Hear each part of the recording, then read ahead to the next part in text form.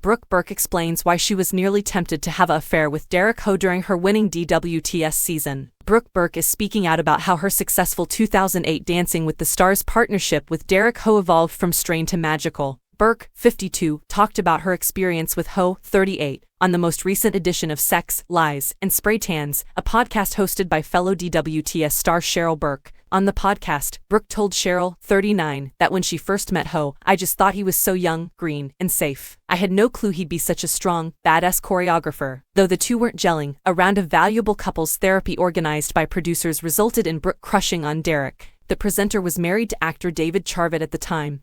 But she told Cheryl, if I hadn't been married, I would have hoped we would have had a love affair. I don't believe I've ever said that. Cheryl added that, at the time, Hough was raving behind the scenes about how hot his partner was. I would have had an affair with him, Brooke repeated. But listen, here's why. When you're not a dancer, you become inextricably linked to someone's body. I've never felt more connected to someone, aside from a lover or a husband, than I did with Derek. And that happens every day. So you spend 3 months in someone's arms. Why do you believe people fall in love? You smell, feel, and breathe with them. It can be more intimate than making love in a bedroom because you're on the dance floor, which makes you feel more connected. If you have energy, you're doing this dance and feeling the rhythm, and then there's trust, you're sharing your fear and doing something you've never done before. How many times have you gone through an encounter with someone who is all you have? She concluded that she had only had one experience with one person like that. Life-changing. Before Hough and Brooke made that hot on-stage connection, the two were struggling to find their groove as partners. He was pretty tough on me. I'm okay with rough love. He did not adore me based on rituals,